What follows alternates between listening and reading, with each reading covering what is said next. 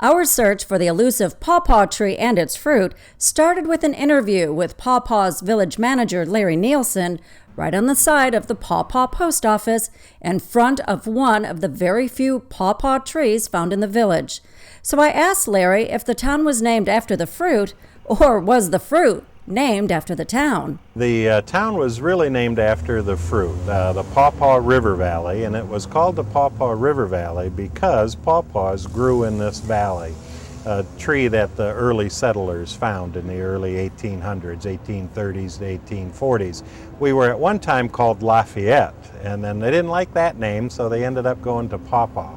And that name really stuck with the community, and in the 1956 to 60, when Charlie Maxwell was playing for the Detroit Tigers, he was in his power years with them when they won the World Series and stuff. He was from Paw Paw, and they used to call him Old Paw Paw and Two Paws after his hometown here in Paw Paw, Michigan.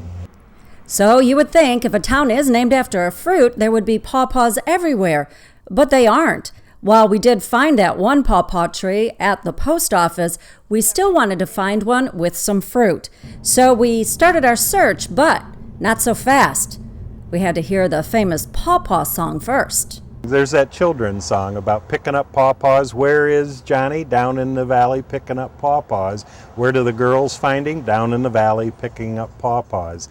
So in the valley around here, you won't see a lot of cultivated pawpaw trees, but they do grow in the swamplands and in the floodplain areas within this whole Paw Paw River Valley.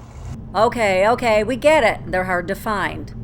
So we got in the car and started our search. So here I am deep in the heart of the Paw Paw Valley, and I have yet to find a pawpaw tree, let alone the pawpaw fruit.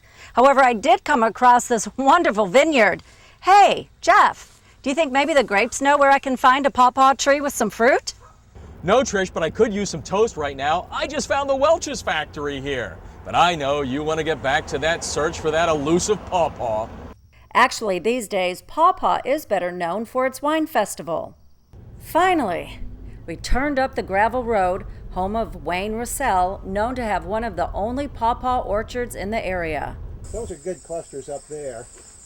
They will form clusters of, I see 'em. of 3 Okay. to 6, and they set fruit from pretty much chest high all the way to the top. So right about there, okay. You see some more up in there? Yeah, they sort of look like... Bananas. No. It's referred to as the northern banana. Yeah, they say it's a flavor between a vanilla and a banana. Yeah, these are hard as a rock. Are they? Yeah, they're nowhere near ripe, but Okay. I'll tell you what, I can break one of these off. So when they're ripe, they're usually like green and brown, or are they golden brown? They get kind of yellowish like a banana, Okay. with black stripes. Like I said, this is far from being ripe, and I'm hitting the seeds. Mm-hmm. But I want to break it open so you can see the seeds. You can see the seeds now, but all right, yeah, it's almost got it. Oh yeah, okay. Now the seeds that's typical. And this fruit, that's 3-4 weeks from being ripe. That's just hard pulp right now. Mm-hmm. Is there scent to it? Yeah, slight scent. A little bit. Yeah. Not that you would be able to define anything. Well, now that Trish has found the elusive Paw Paw, I've got to try and tie it in with football here at the high school. And the easiest way to do that is the fact that Native Americans brought Paw Paw to Michigan, and the nickname of the Paw Paw football team is the Redskins. Makes total sense. Like most small-town football programs, Paw Paw has its lineage story to tell. Junior quarterback Andrew Buskirk is the 5th Buskirk to play for the Redskins. The fans are hoping for big things since Andrew's great-grandfather and grandfather played on undefeated Paw Paw teams. Jason Babin of the Philadelphia Eagles is probably the most famous former Paw Paw football player.